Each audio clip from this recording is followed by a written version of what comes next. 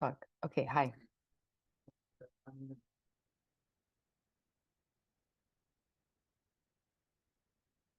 Wait, I can't hear you yet. Okay, yeah. I was like, what's happening? Hi. Hey, you look so pretty. Oh, thank you so much. Thank you so much. You look pretty. You look great. I thank you for being here. I haven't had everyone enter the Zoom room yet. I wanted to Yeah. just say hi to you first and Yeah. thank you for being here. And how was your audition? It was so good. Like, it was so fun. I forget when it's like a bigger role because I went in and I was like, because they're like, do you have any questions? I'm like, no, other than like, is there anything that you like want to share with me that you feel like pertains to the role? Like, is there anything I need to know? And she was like, honestly, like, whatever you want to do, like, that's good. And I forget that I'm like, oh, yeah, they're like, all you, babe. In a nice Yeah, they way. they want you to be the person. Yeah, exactly. So Definitely share that. yeah, it was good. It was like very unhinged. Like I was chewing gum the whole time. I had my vape in my hand. I like Oh my stuck, God. yeah, like because it was like a crazy character. Like I even did like a thing at the end because the character is just being crazy. And yeah, like I just fully was like, whatever. And they didn't say anything about any of it because it was just when you have those bigger auditions, you Yeah, have that the leverage liberty. and they love it. Amazing. So Well, definitely share more. We'll try to keep the like interview bit, like me and you yeah. dialogue under 45 minutes. Okay. And then people are going to want to ask you questions. So I think that'll take 15 to 30. But if you need to, do you need to leave at a certain time? No, I'm just gonna go to the studio after this, but other Okay, than cool. that, I'm like chilling. Did you tape your auditions? I did. There was like an unhinged amount randomly, but Amar I helped know. me I was this like, year. okay, actor. He's a really good reader. Oh, It's good. nice. And It's he's nice when willing you to get a help. lot, but you're also like, I'm so stressed. Yeah, It's I'm all like, what? Where was this 3 weeks ago? Why didn't um, you send me anything? Nice little vape moment. Okay, so we're gonna invite everyone in, and I'm just going to introduce you briefly, and then you feel free to introduce yourself as well, like yeah, in a way that is more supportive to how you introduce yourself as opposed to me trying to move yeah. through that. Okay, cool. Hey. Great. We're gonna admit everyone.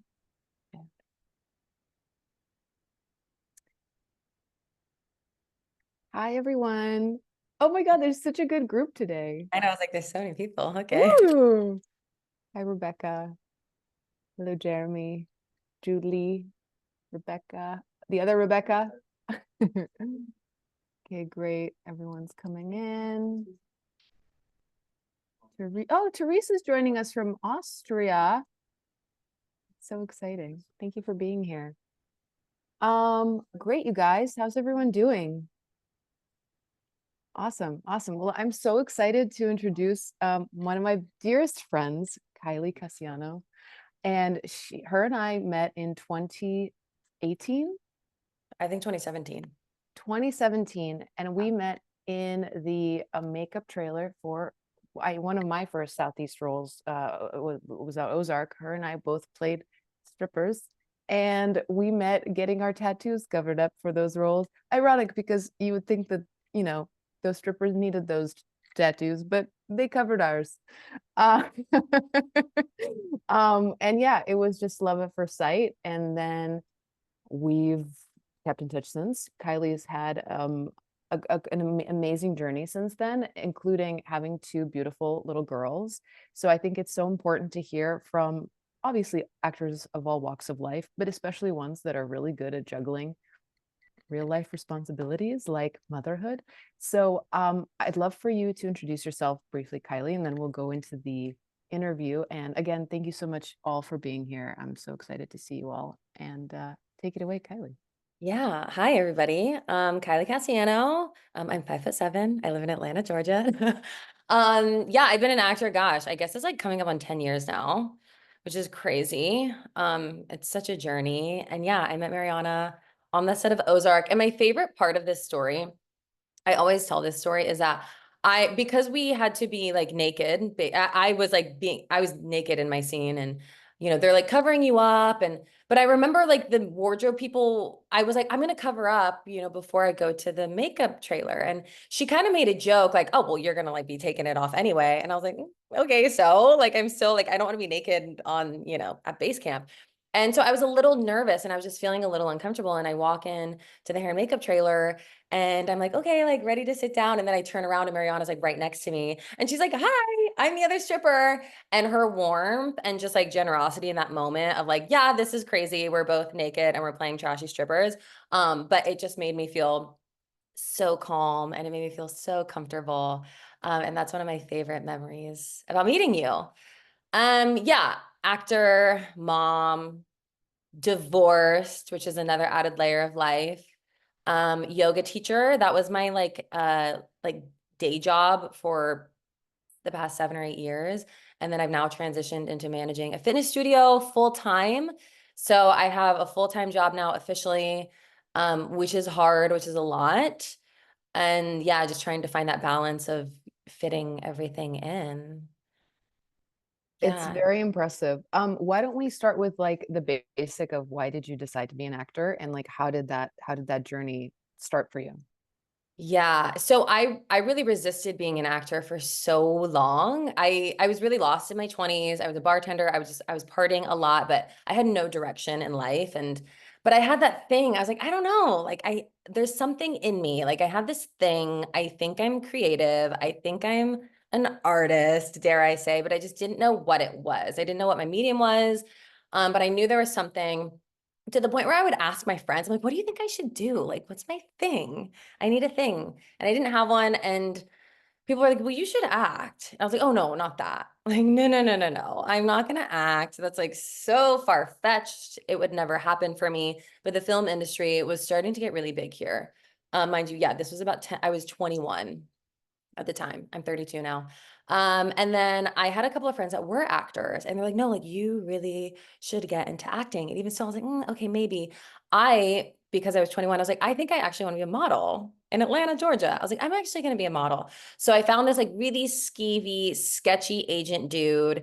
I remember the first time I like went over to his apartment insane and he was helping me make an actor's access and he like pulled me onto his lap to like help him. Like totally unhinged, crazy. Like we all know, like I should have ran out the door.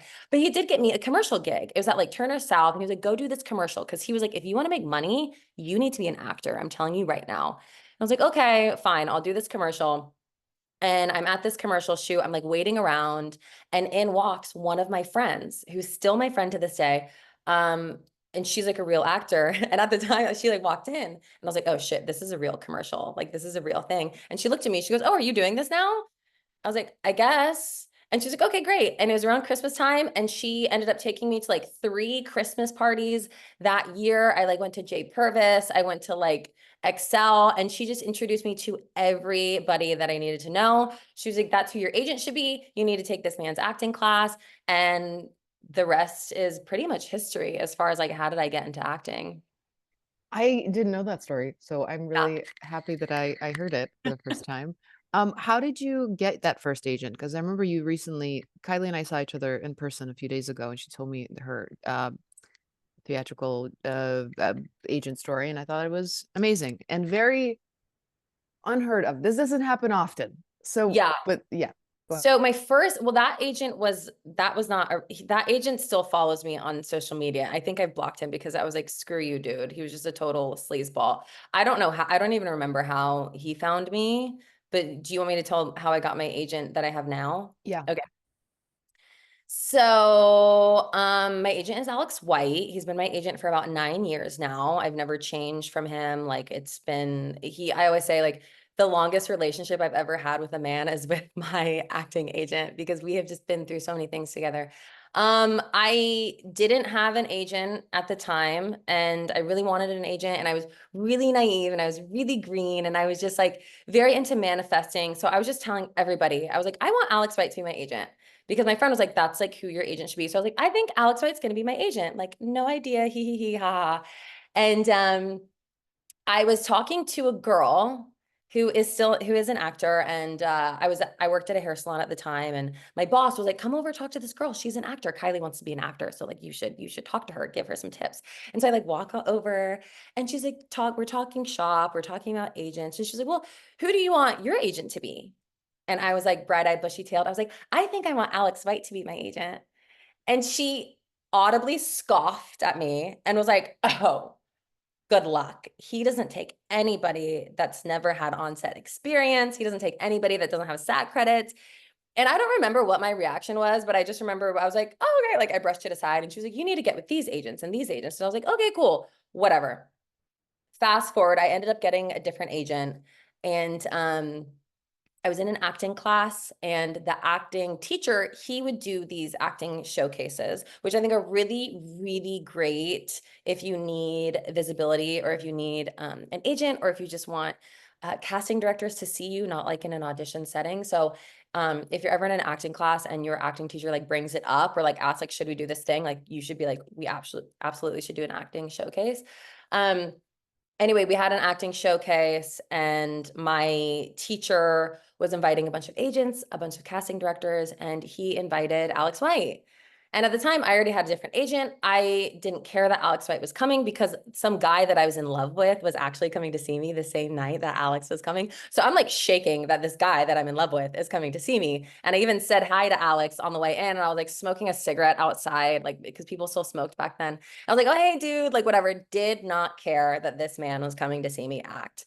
Um, I do the scene with my scene partner. It's lovely. It's beautiful. After the performance, I'm like talking to the guy that I'm in love with, and I feel a tap on my shoulder. I turn around. It's Alex White. He hands me his business card. He says, call me tomorrow. And then he walks out of the building.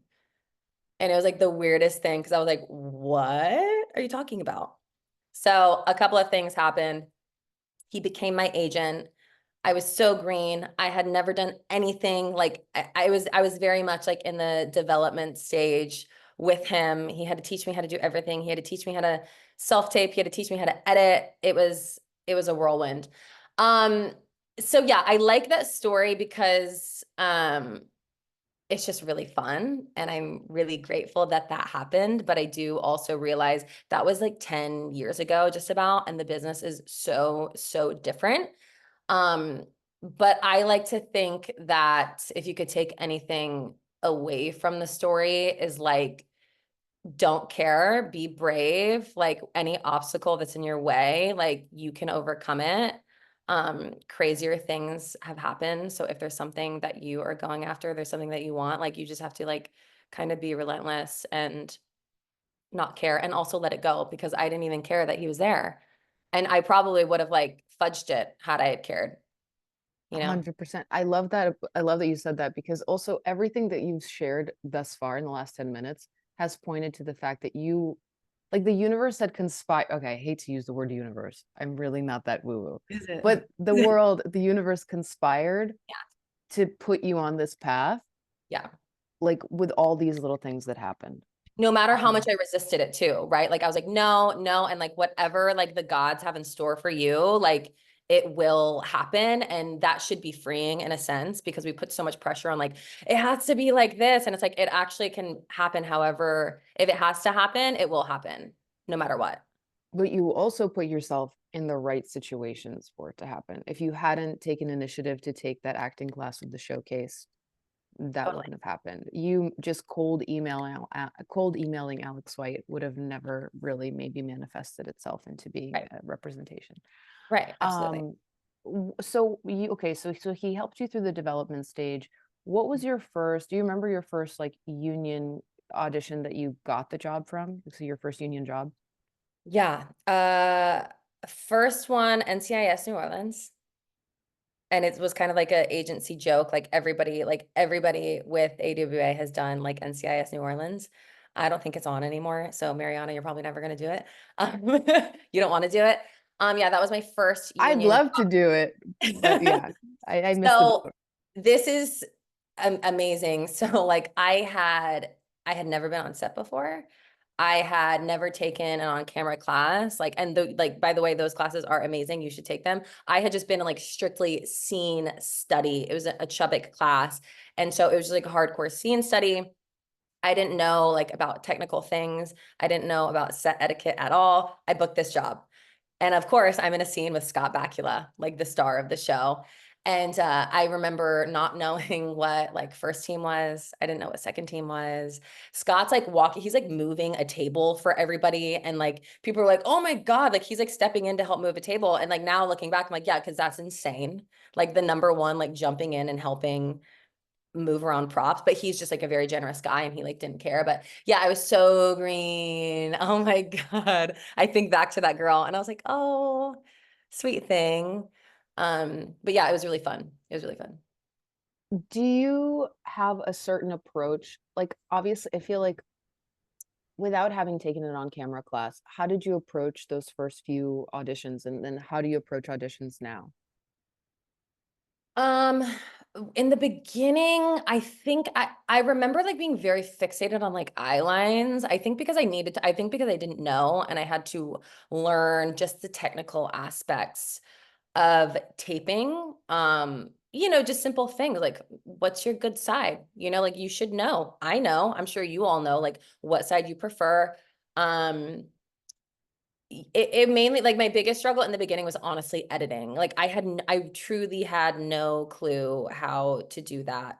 Um, so the technical aspects it would pull me out of my performance a lot, which is very normal, I think, because on set it's so sterile because the marks matter so much and the eye lines matter so much. It can take you out.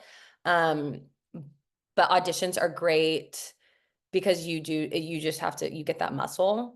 And learning how to like, yeah, walk into an audition and like hit your mark on and making sure you're lined up with the camera. That was like a big thing for me. And now I don't really, now I just kind of care less, or maybe it's second nature. So I think I care less. Eyeline, I just kind of, I'm like, all right, I'm gonna look at you there. And if it looks weird in the take, then I'll just switch it around. Um, but now with my self tapes, I'm worried less about being precise and worried more about like being free in my work. I love that. In all the work that you've done, which has been a lot of television, and then you have a couple of big movies now under your belt. Yeah. What has been your favorite and maybe a job that you learned the most from? My favorite one is the most recent one I did, which was Secret Life of a Dominatrix on Tubi. Rebecca was in it. Rebecca did so well. That was my favorite because that was the first time I was like truly in the mix. That's like the most substantial role I've ever had. And you really have so much freedom and you just feel like you matter so much. And you are such an integral part of the project. That one was like, yeah, hands down my favorite. Because we all want to feel like we're in the mix. We want to feel like we have a seat at the table and just so like respected. And the work that I did was so respected and celebrated. And I could really be myself, which we don't always get roles where it's like, just be you. And I was like, okay. And like, I was literally like this, how I'm being with you guys. And it was celebrated. And people were like, oh my gosh, we really like that. So that felt, and that was the most helpful because when you get to be yourself, it makes you more confident as an actor. And then another movie I did is probably where I learned the most because it was an action film and it was the Tomorrow War. Mind you, I was not like even a speaking role in this film, but it goes to show that parts can be very, very important when you don't have speaking lines, or even if you have like very few, like if you were if you push the story forward, like your part really, really matters. I think I learned the most on that one just because there was so much. Like we're doing stunts. There's like fires everywhere. I'm learning how to shoot a gun, an AR-15, and we're actually shooting them. We're going through boot camp. So it was such a well-rounded journey. The prep for it was like 2 weeks long. We're working with like retired like army dudes that have like now gone into entertainment doing this sort of work, training actors to shoot a gun and not look like a ding dong. They're like, no, hold it like this. And we're really shooting it. And I learned like there's no such thing as, prop weapons. There's like when you're on set, there's weapons. You're shooting. Remember the whole what was it, Alec Baldwin thing? People go, hey, we shot a prop gun. And actors like, there are no prop guns. Like when you're on set, they're not gonna have like, this is a fake gun, this is a real gun. It's like, no, they're all real and they all have bullets. And yeah, so I just learned so much about just the work in that because it's so tedious when you're shooting an action film. I'll piggyback off that just before I forget the story. I just took a stage combat intensive, which I recommend everyone do at some point in your career, but especially if you're an actor whose type is maybe more action, maybe you probably play cop roles, or even if not, I think everyone should take the time to do some like proper weapons training. Even yesterday, I turned in an audition and my manager asked me, "Hey, where's your stage combat footage?" And I was like, "Fuck, it'd be so cool to have some like real gun footage right now. That would propel my audition so much further." And yet 12 years later, I still don't have that in my repertoire. Like, what am I doing? Don't make Yeah. the same mistakes I did. Yeah. Yeah, Or that's just even if you my had it, you could have clipped it in at the end of your audition yourself too. Like it doesn't even have to be a reel. It could be one, like you have literally 10 seconds of you shooting, a It weapon, is something like that. it's so invaluable. If you rock climb, go to a rock climbing gym, get a Mhm. little clip of you over doing the wall. If you're a swimmer, even in the slightest, get yourself a GoPro and shoot yourself swimming in the pool. Yeah. It's going to come in handy.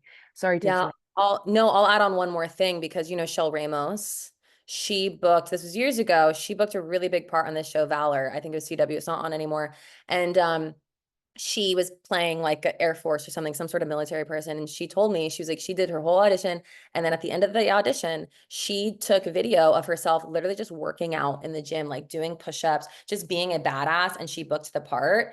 And so I'll add on, like, if there's any time you have an audition where you can contribute in some way, like whether it's like lifting weights or like maybe you do yoga or like you can dance really well. If it is going to help shape the character, like I say just add it on no matter what. If your agent, or I don't know how you guys submit, but like your agent can cut it out or like maybe they won't watch it. I think it's always a good idea to just add in a little thing that you have to help just shape the character that you're trying to play. Ooh, Anna asks, we can also do a quick Q&A afterwards, but just in this moment, does footage from a shooting range work? Absolutely. Yeah. Honestly, any footage of you holding a gun without looking like a complete fucktard. I'm so Yeah. sorry, I'm swearing. I just it's gonna be great. Whatever you can get is gonna be great. All right, so let's dive back in. So I know you've aside from technical training that you did on the Tomorrow War, you've trained with some amazing teachers, and Mhm. you've actually introduced me to a few of your teachers. I've trained with your teachers. How did you go about finding those people? Who are you training with now? Who did you like the best? Like I because you're so good at this particular side of things. Yeah, so I'm not classically trained. I did not go to college. I did not go to conservatory. Like I don't know any damn Shakespeare at all. Don't ask me. So I just started going to acting class.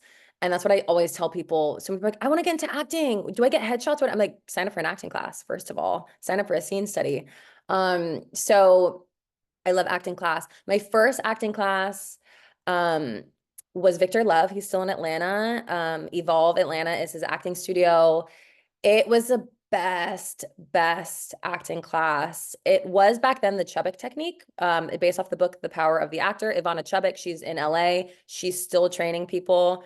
It's so good when you really need to learn script analysis, when you really need to learn just like how to break down a script, like objectives, obstacles, beats, actions, doings, all of this sort of stuff. That was still to this day my favorite acting class, because we used to have to get up, we'd get scenes, scene partners, we'd have to rehearse it, and then we'd have to go put it up in front of the room, no camera. We were bringing in our props, we were bringing in all this stuff, and then we had to perform it for the whole room, and then we'd get notes and we'd get feedback, and you would do it a couple of times, and sometimes you knock it out of the park, and then sometimes you're like, wow, I just like totally bombed it, and you could never really get it together.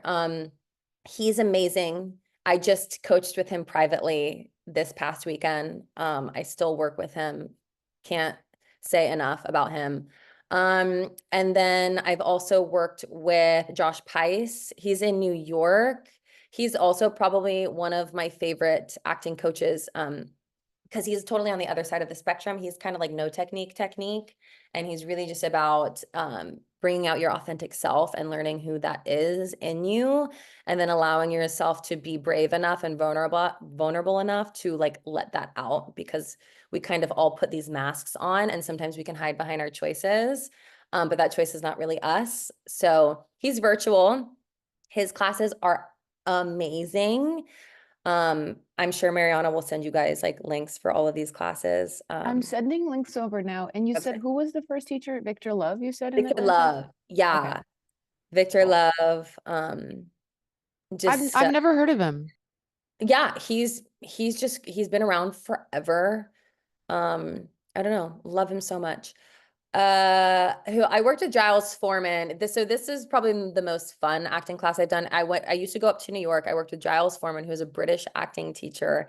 He'd fly into New York and teach this workshop. So I went over the course of a year. I would fly up to New York. I'd stay there for like 9 days and do this workshop. And it was the first time I ever learned about movement as an actor, and how important it is to work your body and treat your body like an instrument. In the Southeast, that doesn't, it's getting better. Like Vernal and Sear is great. I love their movement classes, but I had never learned about movement and using your body and tuning your body until I met Giles.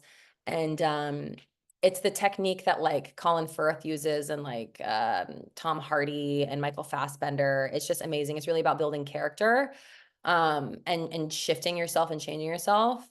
That was probably the most fun, just because I would go up to New York and go to acting workshops. And then I've done other scene study things here and there, little classes. I've done a lot of stuff at VST for movement, which I really can't recommend enough. If you've never taken a movement class, you absolutely have to if you want to be an actor, because in the Southeast, especially because everything's self-tapes, we think that we live in a box, and that's not true at all. Because when you walk onto set and you have a scene walking across a room, you better know how to walk across the room.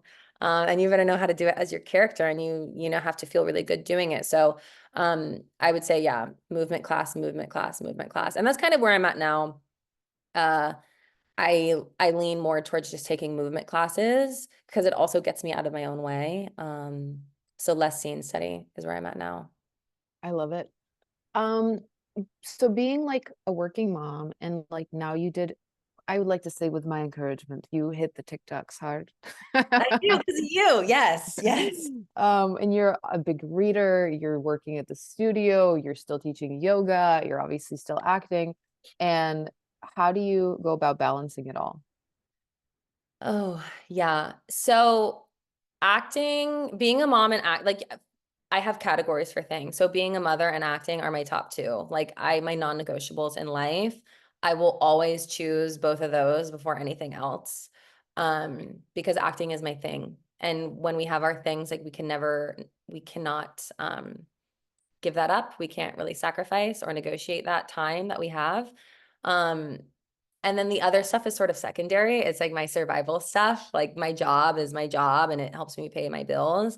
But it's not my passion. And I very much know that. And then I have other passions, right? Like reading, yeah, like making TikToks. Um, so I try to categorize things, and then you can only do one thing at a time. That's like really the best thing that I tell myself when my calendar feels really, really full. And like this morning, I had to like go do the in-person, and then I was like, oh, you know, am I going to have time for this? And I was like, well, let me just do one thing at a time. And also just to tell yourself there really is no such thing as balance. When the strike was happening, like I was so focused on my yoga teaching and just like my life.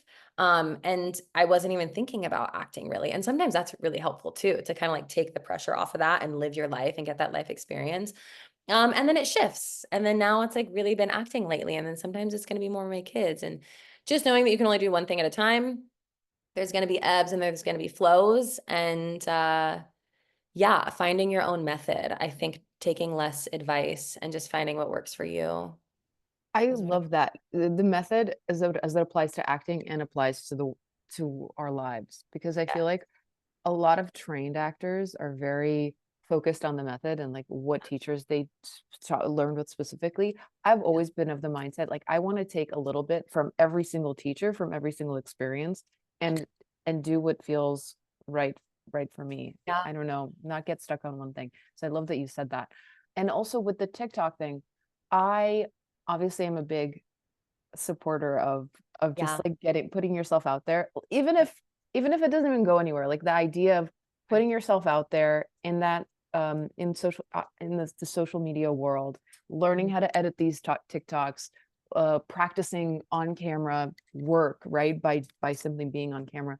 What was the thing that I know initially you were a little bit like, oh, I don't know about this. Like, what was the thing that sent you over the edge outside of me being like, make them? Yeah, Mariana was a big cheerleader for me, big cheerleader for me. And that in and of itself really helped. But then I think me and Mariana talked about this when I was with you last week in Miami. I just, like I just tell myself like, there's no such thing as cringe if you're being authentic. Like if you're being you, it will never ever be cringe. It's only cringy when you're not being authentic and you're like, oh, that was kind of weird. It's like, oh, it probably just like wasn't being honest. Um, and yeah, like you just kind of have to say, fuck it. And like, I'm just gonna put myself out there. If 20 people like my video, that's a win. If one person favorites my video on TikTok, I'm like, oh, that's success because it clearly meant something to someone. And really treating it kind of like an acting exercise, like a putting yourself out there. Like you have to be very brave. You have to be very vulnerable and you have to be yourself, and it ultimately will, yeah, make you more comfortable being yourself. So yeah, just kind of that YOLO, like I'm gonna die anyway one day thing. And maybe a casting director is gonna come across my TikTok yelling about men, and they're like, that girl, we need her for this film. No, but it's also just more avenues. You're just more, it's just more visibility. It's great. Like whatever you do, like Mariana is very much in the educational like space where like she loves to share acting tips and tricks. And it's like so you, it's so good and people really resonate with it. And I'm just kind of like FaceTime style. Like I just wing it and I just talk at the camera and it's really off the cuff and it's really not polished, and that works for me.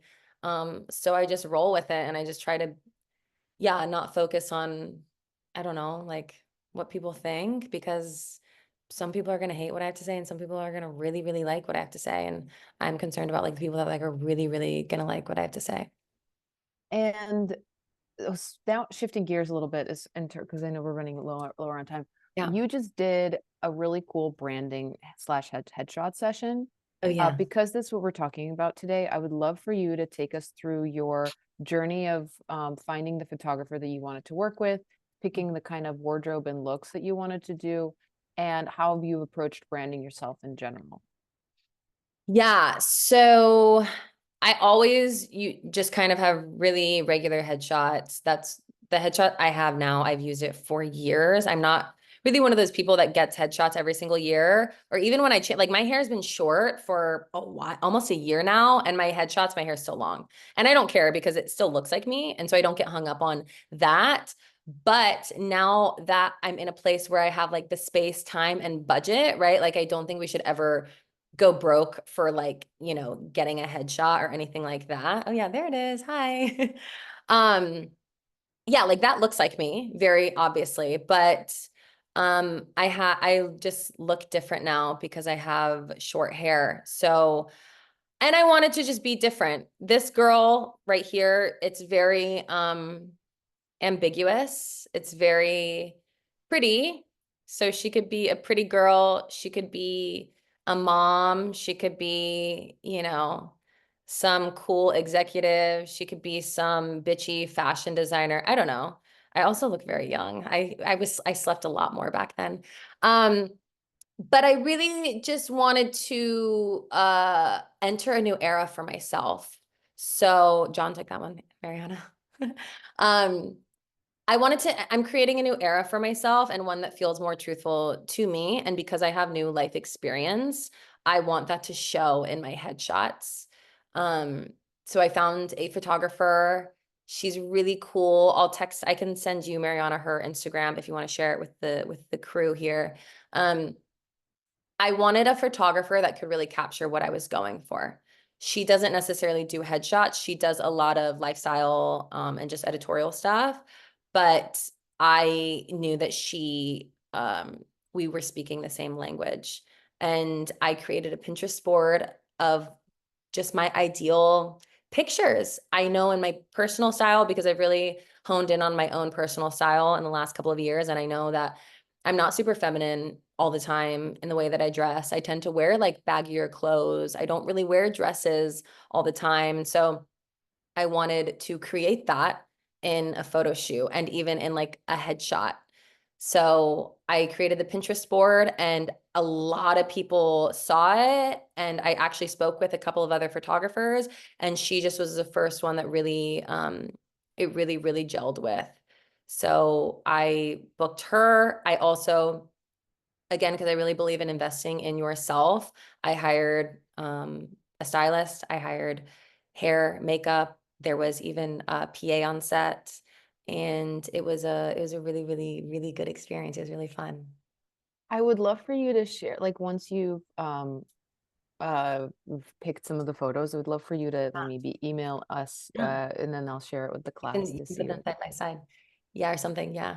And that also this so okay, your approach to this session, I think, is an amazing approach to somebody who's as experienced as you, right? Who knows who you are, who knows who you are as a person and as an actor, and understands your type, and has a resume of experience. Mhm. So I think as we progress in our careers, even my agent told me this the other day. She's like, I don't really want a typical headshot. Yeah. I kind of want to see more of your personality. I want it to lean editorial. What I'm teaching like to this class is like, let's hone it. Like if we're starting out, like let's get it done the way that we're supposed to. Like let's Yes. Oh, have yeah. those images Yes. and then let's play. But from the very big, like I don't want anybody to feel confused by like these two things. Like, let's hone in on the exact looks that you're going for to help casting understand your type and know what to call you in for. Then you develop a breadth of experience and materials, and then we can play. And Yeah, then you we have to can fall, you have to earn the right to break the rules. You have to earn it. And you have to get to a point where like, yeah, you can just like pull that off basically. And and with your agent too, right? Like your agent has to believe, they're like, oh no, like we're gonna send casting this photo, or I'm gonna pitch you with this photo. But no, you have to follow, like definitely you have to follow the rules. And I really followed the rules. And I know Mariana really, really followed the rules. And um, so yeah, like definitely and do the headshots that you need, but make sure it's with a photographer that you really like. You don't have to use the photographer that everybody's using. You don't have to use, you can just find your own way about how you want it to do it. and as long as they can see you, can show you authentically. And I think another thing that I was going to piggyback off of is when we're in the co-star market, we're really trying to fit into the roles that progress the story, right? Yeah. The nurse, the mom that's at the playground. But when you're at the level that Kylie's at, the roles that she will be cast in are going to be based on who she is as a person. Like a series regular is not going to be like a certain like a one lane Yeah. role, right? It's going to be it's going to be a full person with a full character arc, which is why I think it's okay to show more like authenticity as we progress in our careers, right? And we don't have to box ourselves into those specific typecasts that we've discussed in the last class. I've never said this out loud before, so I hope that makes sense. But that's what it feels like where it's everything is leaning, at least for me and Kylie and Yeah, anyone I else. think also though to remember like no one, like there's only, one Rebecca, there's only one Mariana. So even if you are really just trying to push the story along, like finding your way to make it as authentic to you, because you will have a point of view that maybe the other people don't have. And um, I think, yeah, like it comes down to like, we don't want to do anything crazy. We don't want to be like doing anything. We don't want to go totally rogue, but still allow yourself to breathe life into these roles, even if you do have, it's a one scene thing. How can you be as honest while still knowing that you need to push the story forward. And I would say even, a lot of guest star roles and stuff is like, yeah, how are you contributing to the big picture here? And also in a way, it takes a lot of pressure off yourself, right? Because you're like, oh, maybe it's not all about me. Maybe I don't have to look at myself so harshly and I can just have fun within this scope, within this container, and focus on, the other people in the scene, focus on the story, and then just let yourself play within that context. And because we're running short on time here, my last question to you would be, before we jump into Q&A, what is your favorite piece of advice to give? I know you've already given a lot of advice throughout this conversation, but what's your favorite piece of advice to give to newer actors or just acting? My favorite piece of advice.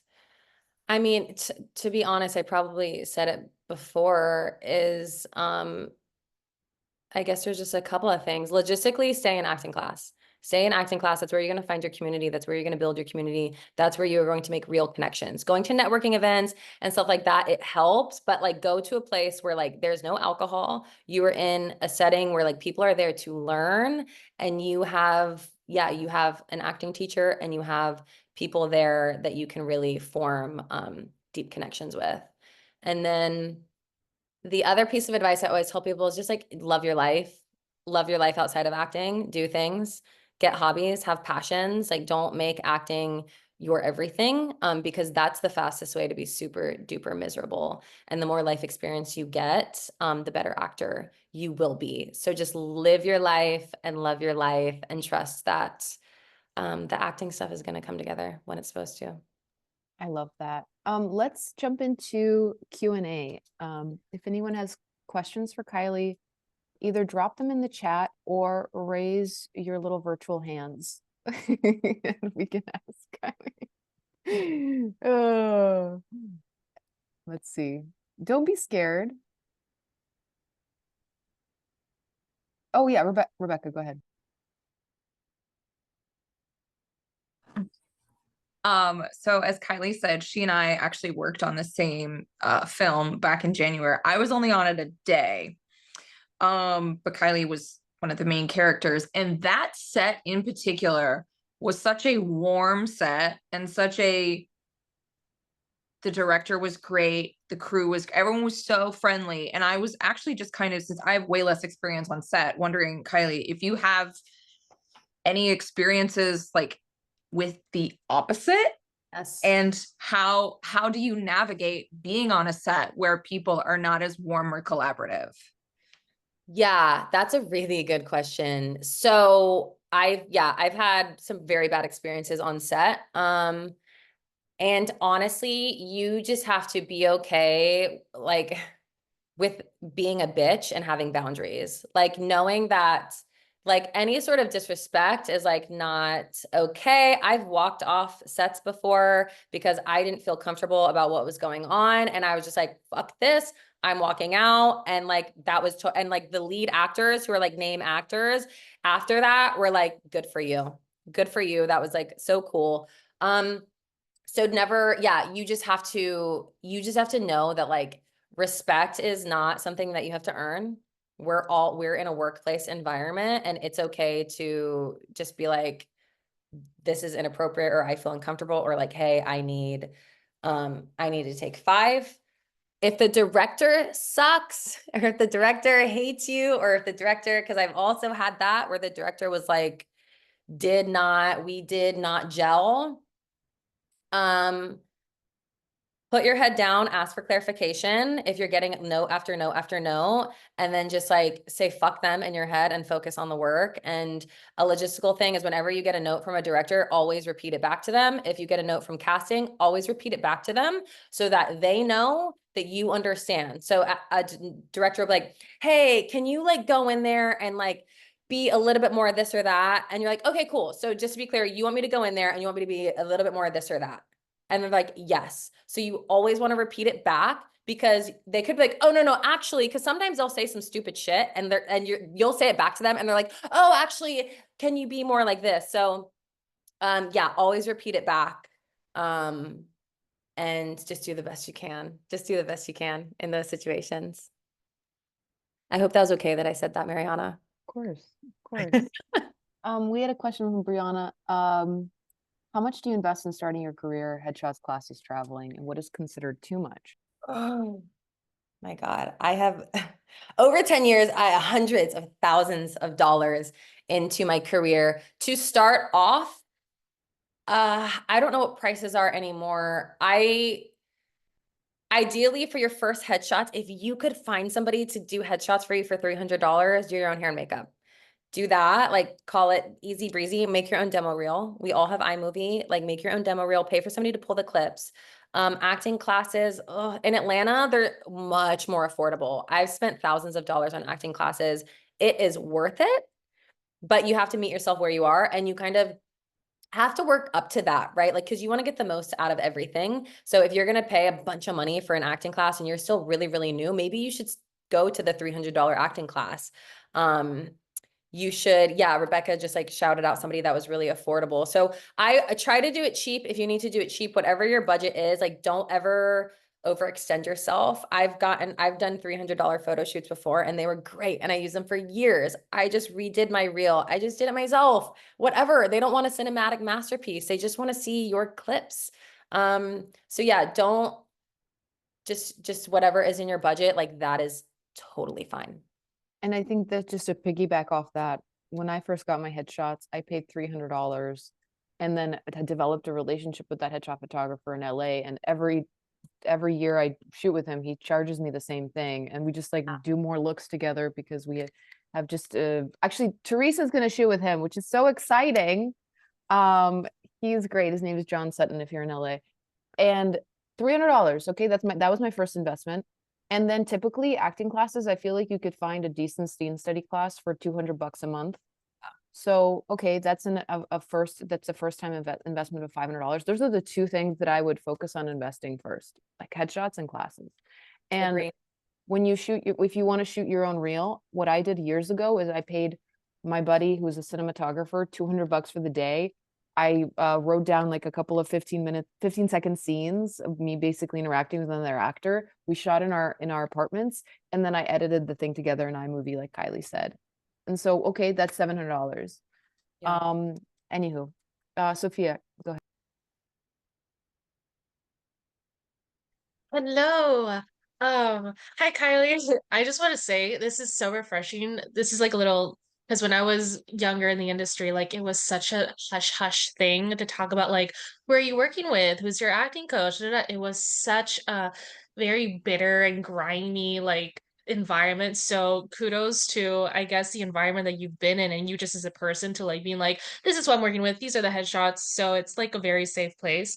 For me, my question would be like, what made you be like, I want Alex White? Like what were you looking for in an agent or agency, or were you just simply like looking for just to be represented by? Yeah, that's my question. Um, Alex was very excited about me. He sharked me from another agency. He was very aggressive about it and he was excited. So when it comes to an agent, they need to be excited about you. That's why I really like boutique agencies because they have a very small roster. It doesn't matter who they are. It doesn't matter who their clients are. It doesn't matter what they've done. If they're excited for you and they want to work for you and get you auditions and pitch you, that's who you need to go with. Quick story, my ex-husband is a working actor who's with Gersh for 15 years. He left them to go to what was one of the A3. He moved over to A3. Some random agent he had never met left A3 right before they went under, picked up the phone, called him, said, "Hey, I'm really excited about you. I think I could get you a bunch of work, blah, blah, blah, blah, blah.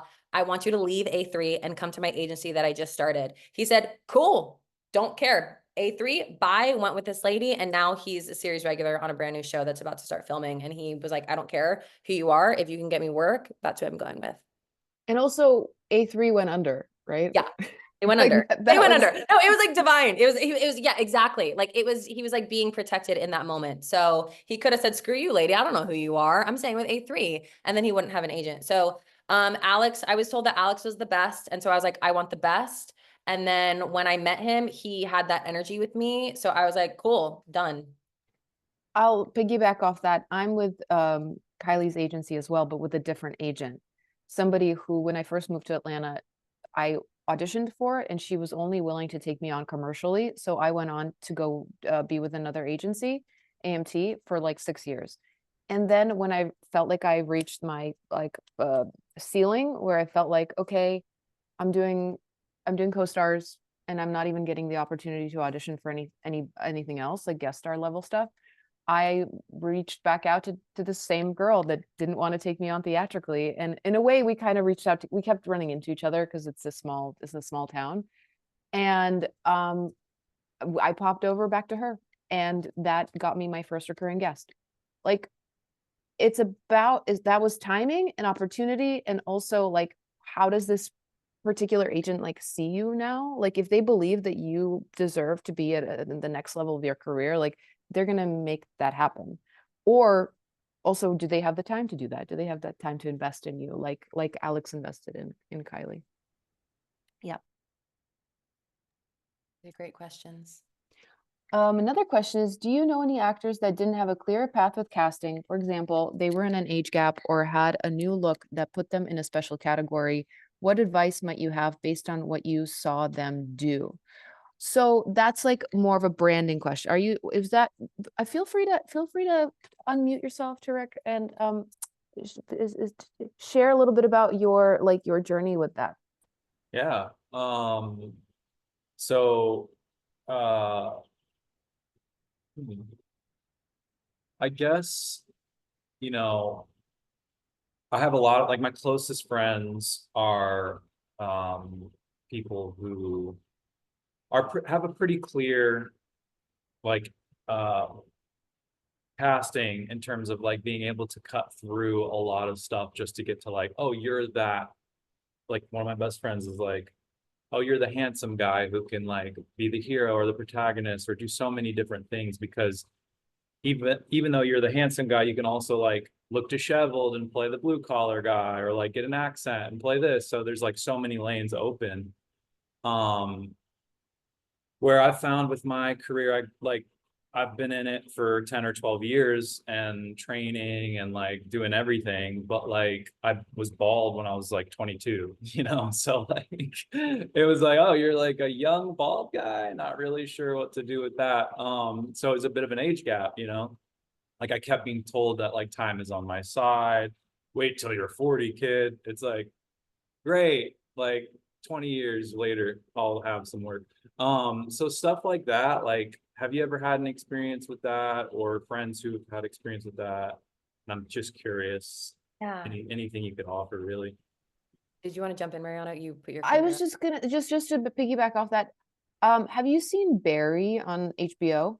Yes, Okay. Anthony Kerrigan is so inspiring, you know.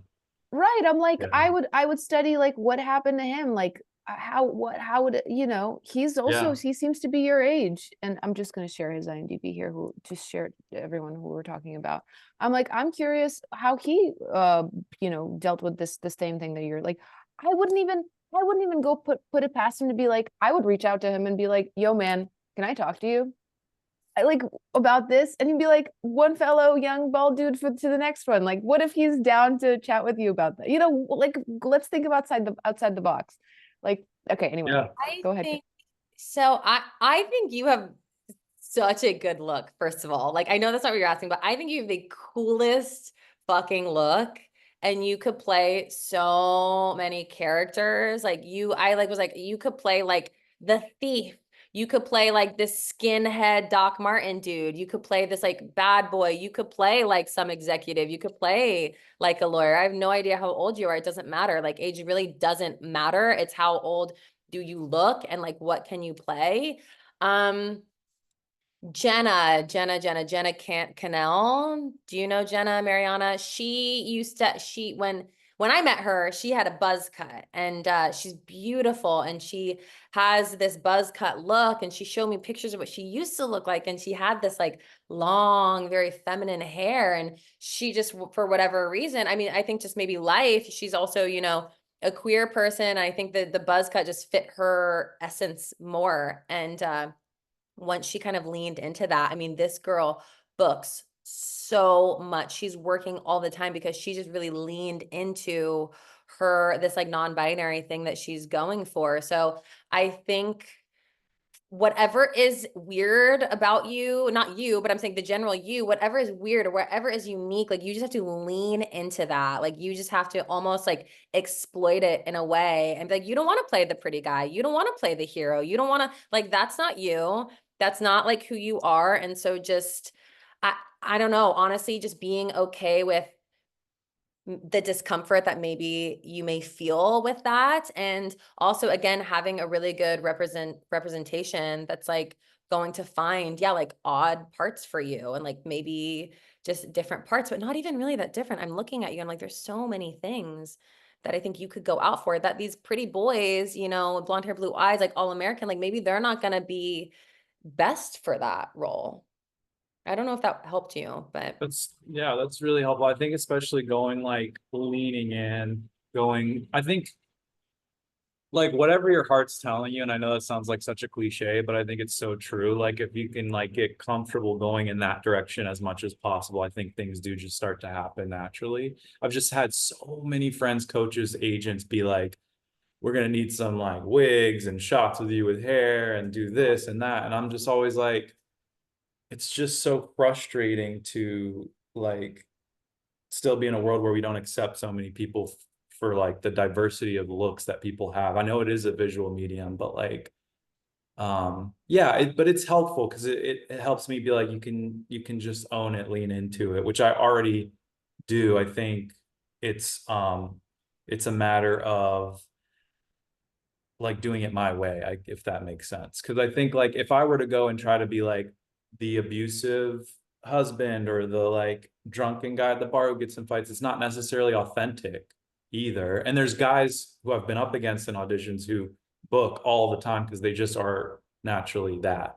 And it's like trying to figure out what's the most authentic, best way to go about it and lean into that. yeah, I think just keeping you. I don't think you need a wig. If anything, I was like, oh, you should get like a fake gold earring. That would be really cute, like a little hoop earring. That would be fun. No, like you're fine. Don't get a wig. Don't change yourself. If you book a part and like we want to put a wig on you, cool, perfect. You're getting paid to do it. You don't have to change yourself. Lisa Wilson, Mariana, you know Lisa, she booked some part, long brown hair. They put a platinum blonde wig on this girl. Like if the work is there, it does not matter. Like, yes, you do need to fit, but like if the work is there, they're like, this is our guy. And yeah, just leaning into who you are and just doing that inner work with yourself. You're like, oh, I feel like there is something, maybe there is like a lacking feeling or just a discomfort in who you are. But I don't know, Joseph Campbell says the cave you fear to enter holds the treasure that you seek. So Oh, okay. Okay, that quote lady. I'll leave you with that. Just let me just throw that out of my back pocket. Casual. All right, bye. Thank you so much. I Amazing. really appreciate all that. That's really helpful. I also like the quote, like, what you run from chases you, and what you try to control controls you. That's kind of in the similar ballpark. Yeah, beautiful. And that's exactly what happened to Kylie in her acting career, which is a full circle moment where she tried to push it away. No, but acting still followed her. And, you know, I think that's important to recognize. I just want to say a huge thank you to Kylie. Thank you for being here. Thank you for being my friend. Thank you for being a talented person. And if anyone wants to keep in touch with you, like what's the best way to follow you on Instagram or your TikTok? Maybe drop it in the chat, or is it just at Kylie? You have like 2 accounts. No, I Which don't use that. It's just I'll type it in. Follow me on Instagram, follow me on TikTok. I will also, because I'm an open book, I'm gonna drop my email in there too. If anybody wants to email me or has any questions, like I would love to chat with you. I love talking shop. I love talking process. This she was loves a voice note. I love a voice note. I do love a voice note. Yeah, thank you, Mariana, for asking me to come on. It's so fun just to talk about the acting journey, and it's a long one. It's a wild one. So have some grit, be brave. It's gonna be fine. It's gonna be amazing. Thank you so much. And guys, let's take a 5-minute bathroom break and then we're gonna hop into some learning. Stay with me, stick with me. Kylie, again, thank you so much and have a great rest of the day. I'll voice note you later. Voice me later. Bye, guys. I'll see you guys back at 1:05 EST.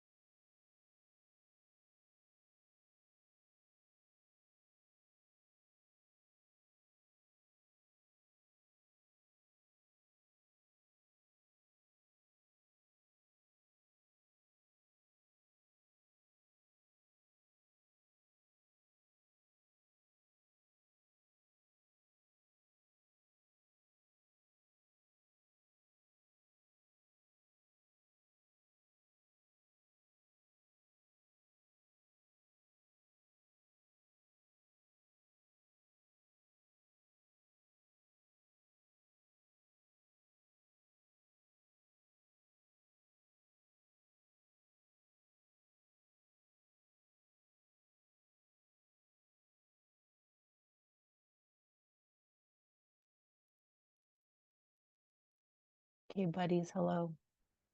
I'm just setting up my screen.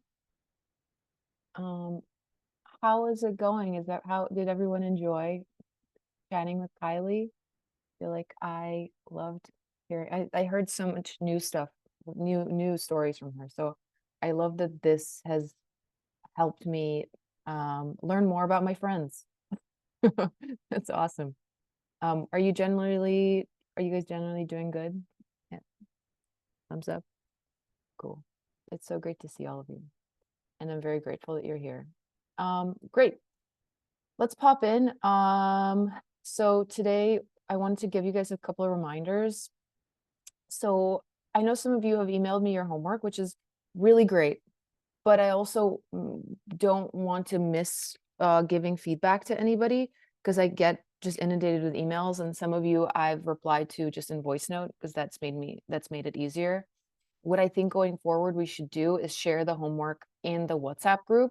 If you have not joined the WhatsApp group, let me know and I will send you the link.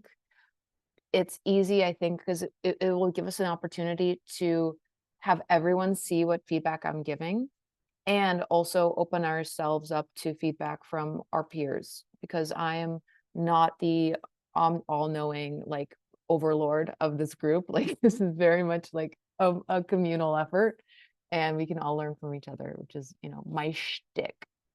Okay.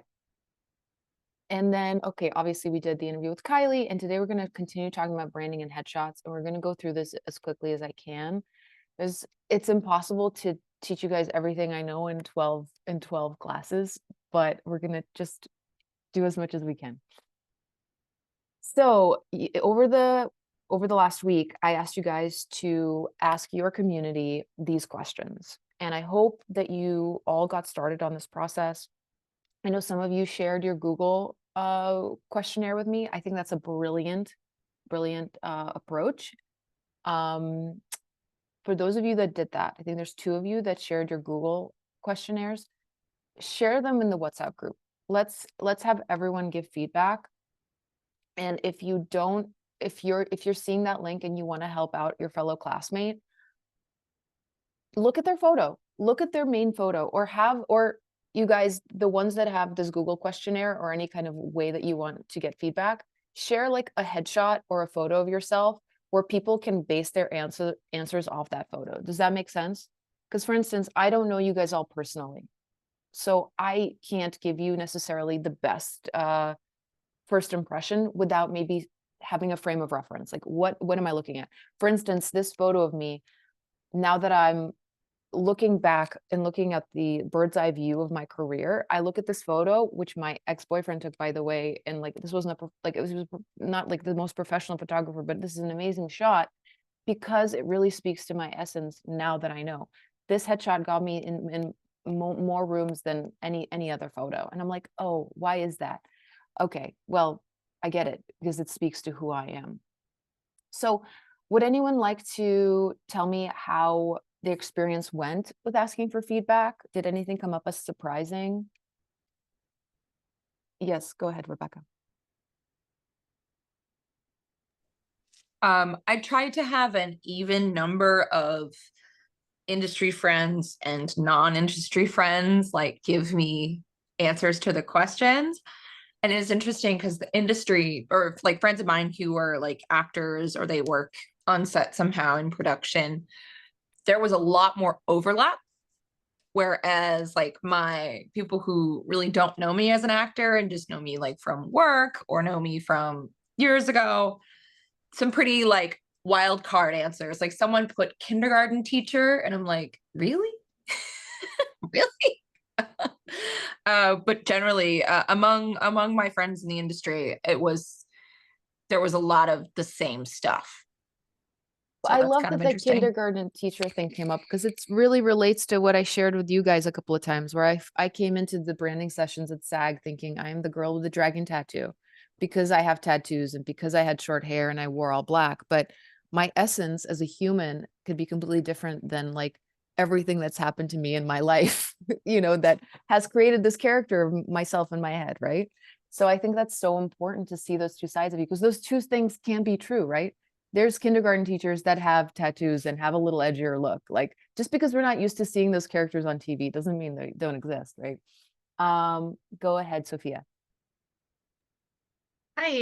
Yeah, I remember I did this exercise back in like seeing my last semester in college, and it's interesting because I would what they would what they would tell me who like I gave an essence of was very like outward. It was very like essentially what was just said, but it was very like also these were like very some were quite egotistical theater peeps, the not so great ones. So they were just putting on what they would hate to see onto certain kids. So I remember I would get like a lot of like the mean girl of Rachel Berry, like very snarky, or like the Naya Rivera character in Glee.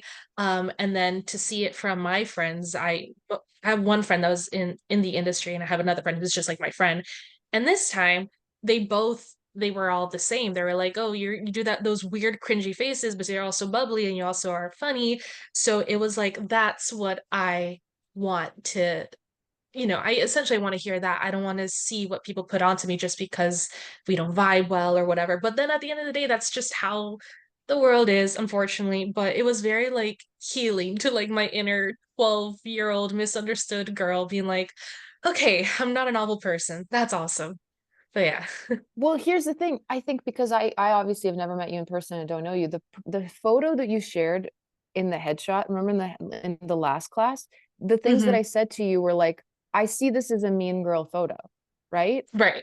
And I'm like, well, now that you know this about yourself, now that you don't, maybe you don't want to lean into, I mean, we can all be mean, but if you want to lean into the bubblier side of you, what is that photo going to look like? So people like me who don't know you personally, see you like that as well. That's kind of what we're using this exercise for. We have to understand what kind of vibe our photos are giving off and what kind of vibe we're giving off in the room. And how do we remarry those two personas together, right? In our branding Right. package. Yeah. Um, Tarek, am I pronouncing your name right? I'm not, can you please, I'm so awkward I'm just about it. kidding. It's Tarek. Tarek. Yeah. Thank you so much. No, thank you. Thanks for You asking. had your hand up. Yeah, so I got so many responses, which was great, and I got some expected and some unexpected descriptors.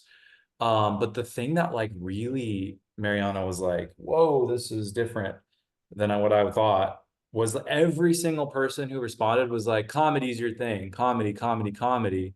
And I was like, just like, it's not that I haven't heard that I have a talent with comedy and that it translates well and all these things. It's just that like for everyone that to be the thing that's like the thing everyone agreed on and the consensus thing, I was like, that means something.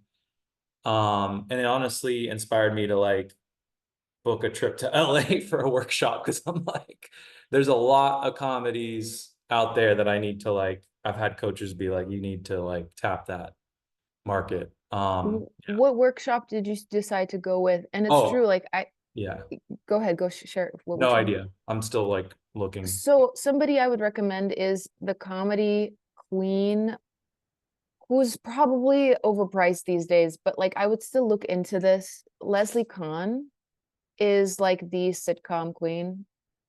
I know a lot of people love her, love to work with her. Also, you're in the Southeast, right? You're in Atlanta. I think the problem with comedy in the Southeast is like we just don't get that many comedies, but when we do, they're usually single cam. And people like Leslie Kahn teach sitcom, and I'm like, sitcom. Do we even have sitcoms anymore? So like when we're looking at workshops and who are we going to work with, yeah, definitely keep those kinds of things in mind. Like if you want to work with a sitcom teacher, I'm like, do we have sitcoms coming into the Southeast? Or what does it matter? We're just taking class or we're just learning as much as we can. Maybe one day you will live in LA and do more sitcoms. Who knows? But just to be aware of that kind of stuff. Is it Excellent. Any Con spelled CAN? Kahn, Oh, Leslie got it. Kahn, and I'll share it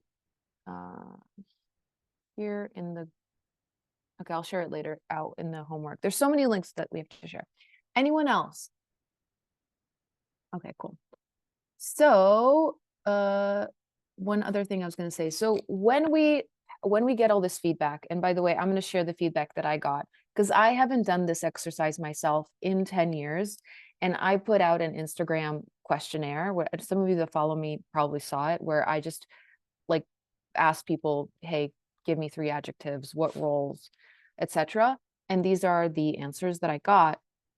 And so now what our goal is with these questions is to figure out what our personal brand statement is, or our like actor log line. And as you guys know, log line is like a short phrase that summarizes a script. But for an actor is this log line, this one sentence like thesis statement is there to help us showcase how to cast us, how we've been cast in the past, and what we can bring to the role, like as us, as people. Is it essential to have this log line? No, I don't think so. And I think our log line can change, but just it's one more bit of information telling a casting director what you do best. And it's not meant to limit your range of roles. It's just meant to make you more memorable. And if they remember you, they're more likely to call you back into the room, right? And so more auditions, more time in the room is more work, because at the end of the day, it's all a numbers game. And when we're in this industry where we have so little control over anything, right? The one thing that we can control truly is how people perceive us. And yeah, so I have to be honest with you guys, like I'm not an expert in this particular thing. Like I am not. I am kind of learning with you. So what I did is I pulled examples from other like people that were other actors' sites, like what branding statements are they using? And I just tried to come up with my own, and I'm still working on it. And I think we don't have to all have the right answers for this class or even the next one. I think over the next course of over the next few weeks, gather more information about yourself from other people and from just like inner work. And maybe by the end of our session together, like we'll all come up with a clear sentence and then that we'll share. So for now, I'm just sharing frame of reference. A lot of people, this is what I've come up with so far for me. I hadn't thought about Marcia Gay Harden or Mariska Hargitay at all, or even Colby Smulders that people gave me. I had no idea. So this was a really helpful exercise for me. And this woman on the right, her log line is wide-eyed, sweet, small-town girl with an appetite for adventure. Like, and that's exactly what this headshot is, right? Like, it's perfect. So I think that the headshot that we can have a different log line for every headshot too. Like there's no like rules for this. This statement just simply is an easy to read catchphrase that like shows off our unique personality. Okay. So we're going to keep working on that. And also on the internet, it's recommended to maybe pull 5 of the top adjectives that people use to it's like the most out of all the things that people say and all the ways that we feel, I would say just note the ones that resonate most with you and maybe the ones that are brought up more often. This was also this great woman. She's a buoyant, ballsy broad who will take you through the fun house. Like that's perfect. That's perfect for this headshot. Ava Green, I know some of you obviously know this. She's a famous actor. Her maybe adjectives would be intense and pretty, sexy, dangerous, alluring, and etc. And then her catchphrase could be blue-eyed Southern belle, next door psycho killer. Like, you know, like, let's get creative. Also, somebody I'd love for you guys to be aware of are Brooke J. Taylor and Matthew Cornwell. They're in the Southeast, and they own a taping studio / school called Get Taped. And they work specifically with the Sam Christensen method. And Sam Christensen was this teacher / actor / director who focused on finding, like understanding who you are as an actor and a person and like branding yourself, like the Sam Christensen method it was called. I have not taken their course. I was looking into it for this month, but I think I'm going to try to take it next month. They are the power couple in the Southeast that works on this stuff. And I pulled this from their website. So Brooke, this is her little log line. I'll share the sides after. And then Matthew's log line and his website is below. Matthew is a textbook introvert, nonchalant air about him, comes across as the guy you swear you remember from your hometown, etc. So these people are really great. And I think that if you're looking to work with professional people who work with essence and branding, definitely look into Get Taped. I don't know why there's this line in my slides. I hate that. The OCD in me is really bothered by it. Or no. Do you guys see that line? The green line? Ugh, I hate that. Let me You fix probably that. have the whiteboard turned on. Genius. Thank you. Let's see. Let's annotate. Whiteboard. Toolbar. Oh, I feel like I feel like okay, whatever. You guys will get over it. Okay. So let's just circle back to headshots real quickly. We talked about what makes a good headshot last week, but how do we prep for headshots? And I think some of you guys that got feedback from me about their headshots, my number one thing was like, make sure you're working with a professional headshot photographer. Make sure to invest in that. Once you pick a headshot photographer, I would say, look at all the headshot photographers that you'd researched, whether that's in your market or other markets, just look the top guys and look through their portfolios and find people that are your type and find people that look like you to get inspiration for looks. So these are some people that I pulled from other photographers' websites. By the way, this woman in the middle, her and I had the same manager in the Southeast, and now she's like a full-on star. She's like in the latest Star Wars. She was in Love Lies Bleeding. Wow, what a cool look. But anyway, these are some of the looks that I had pulled. So get inspiration by looking at other photographers' portfolios. Also, this is something that I've never done before, reverse image search. I pulled an old full body photo of myself and I went into Google reverse image search, and all I did was upload the photo and it spat out like all these other images that basically had the same vibe and it's the same type of clothing, the same type of photography. And I thought maybe this would be an amazing tool for us to use. Like, let's say you are inspired by a particular photo in a photographer's portfolio, put that in the reverse image search, see what other inspiration you get. Like sometimes there's even links to like the clothes that they're wearing. I think if you're really, really tight with your branding and you're like, okay, well, I know I'll play nurses.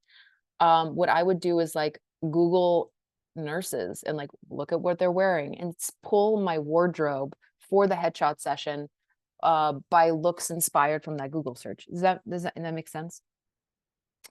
I just took this random photo for casting of myself, and see like there's even a Zara link to like different pants that I could wear that are the same vibe. I don't know. This reverse image search thing is cool.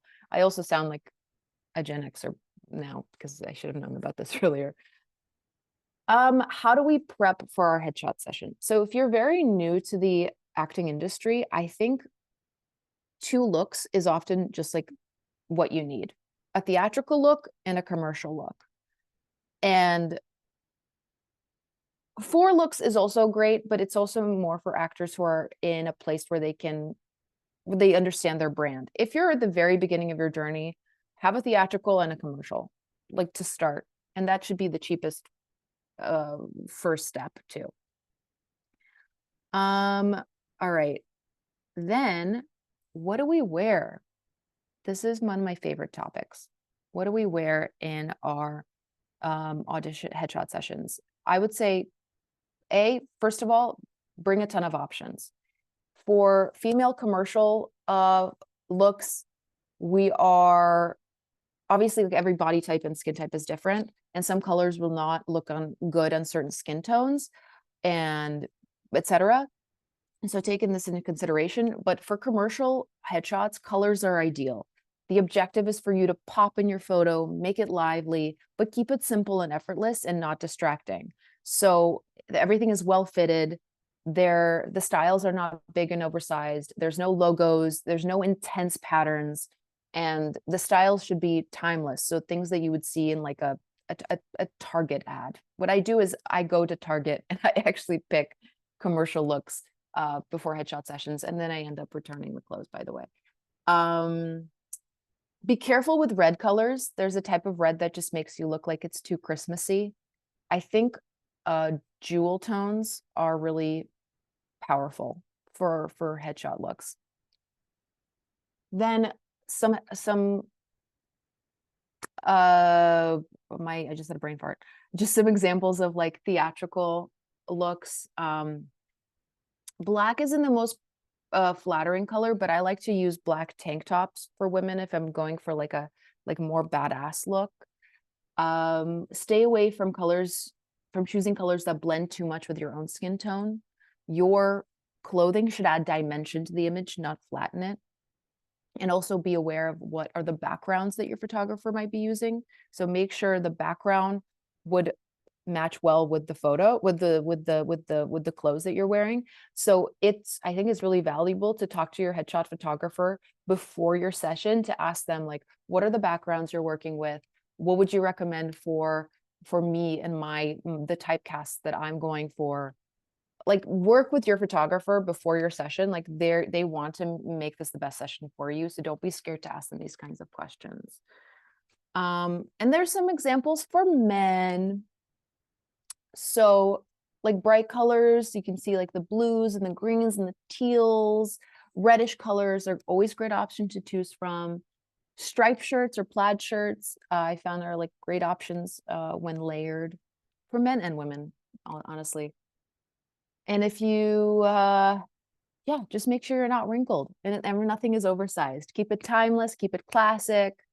And then let's move on to the theatrical stuff. Earthy tones. We're like a little less vibrant in these photos with our wardrobe. We're still doing layering. These theatrical headshots, always make sure that they're not the thing, that the wardrobe is not the thing that's taking attention away from your face and your expression and your authenticity. And my favorite thing to talk about is what I do, my little approach to selecting. And oh, Anna, go ahead. You have a question.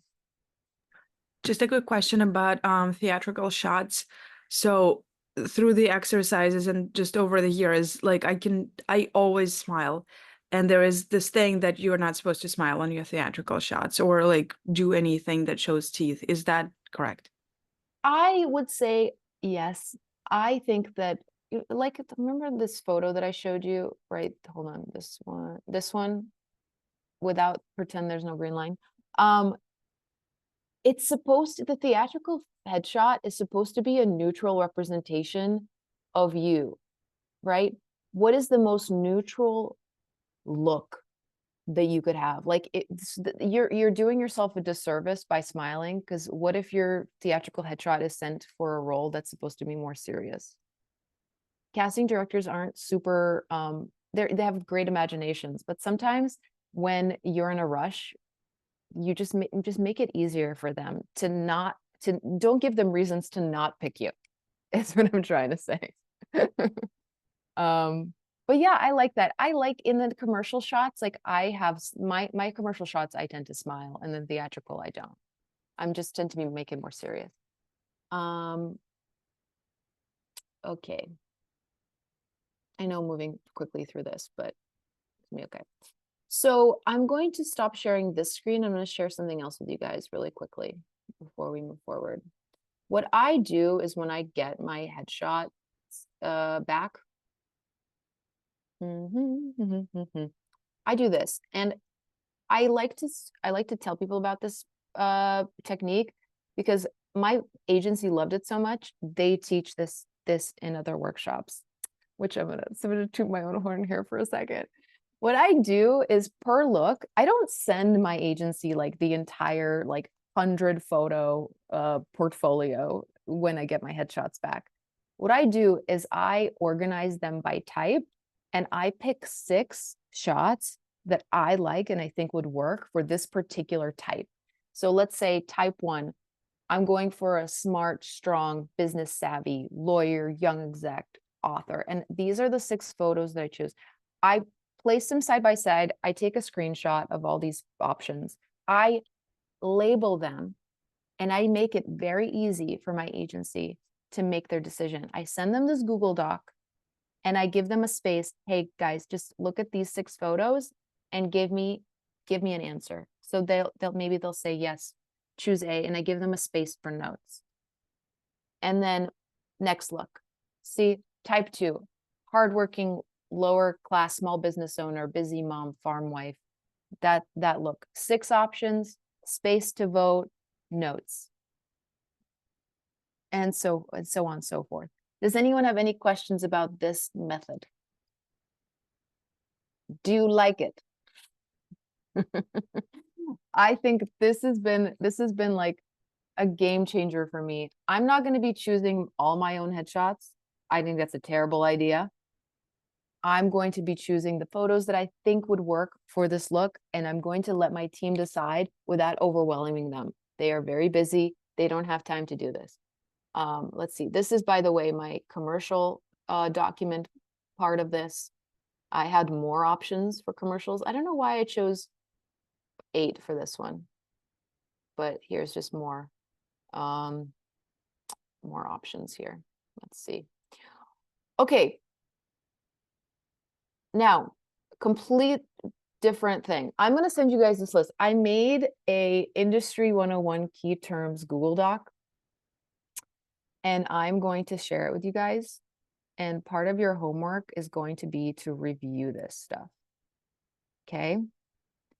It's just a big long list. Well, I'm going to share it right here. I'm going to send it out in the follow-up email as well. It is just a long list of vocab that I think that everyone should know if they're an actor. And I'm going to be honest with you, some of these words, I was like, I forgot what that meant. So, or yeah, I think it's helpful for anybody at whatever point you are in the industry. Then my last thing that I'll say is, let's keep working on our personal brand. If you haven't gone through and asked your community for feedback on your types and your roles, keep doing that, keep putting in that time.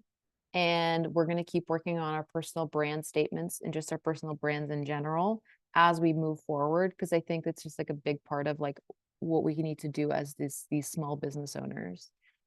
Outside of that, do you guys have any questions for me? Brianna, I see you're asking me about the WhatsApp.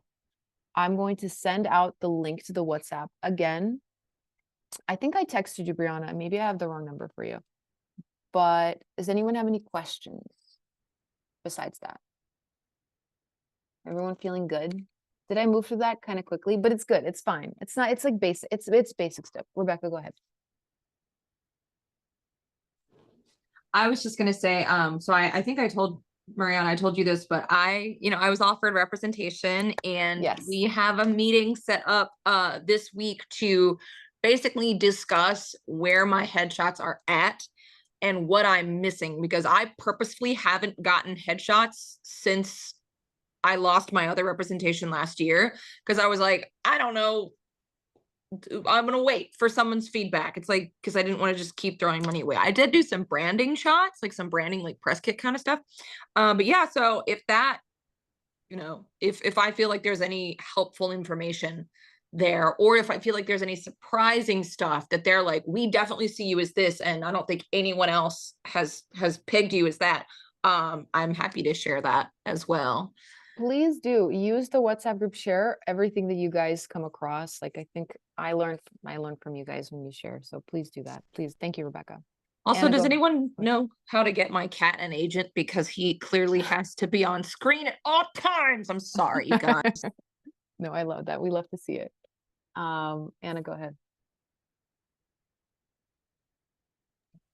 So I had a question about the looks, because for the headshot session I did 3 looks that I came up based on the previous work that I've done on the branding. And then one of the people I work with, like on my team, they said that, you cannot be all 3 of those things, because I did a 3 types as you looked at the last session. And they were like, you have to be a more congruent brand because you cannot be all those three looks. Like, what's your take on that? I think that's bullshit. I don't know, like, like you are those three looks. I thought those headshots were great. I mean, and the only feedback I had was the fact that your lips were kind of the same color in all of them. So what are they? Sorry, can you repeat? Who is this? Your agents, your current agent or your old agent? Who's saying this to you? So it's my kind of a manager person, but she was saying that like when she looks at my actor's access, because I have the three different looks, she doesn't know exactly what I'm going for and what my brand is. And she was like, you can be all those things, but it has to be a more general kind of thing. It's like too specific that it's all over the place. And I also understand it's like a personal opinion, so I just wanted to like. Right. I think like for headshots specifically, it's so important to share your range, right? I think it's also important not to share too many ranges, but if that's just 2 or 3, I think that's super valuable. I don't know your manager, and obviously I don't want you guys to do anything that the people that represent you want you to do. What is did she give you like recommendations as far as what she'd like for you to do? Like which brands she wants you to push? Well, we're gathering information, which is like really cool because it lined up with our, studies here. So like I'm at the point when I'm trying to collect all that information and I'm just having a hard time like narrowing it down because like it's hard between like I just feel like I'm typecasting myself, which is kind of the point. Yeah, just getting a little confused with this, but like I guess my question was also like how many looks should you have? Like I've heard this kind of rule that like 5 is too many and go under like between like 3 and 5 is normal.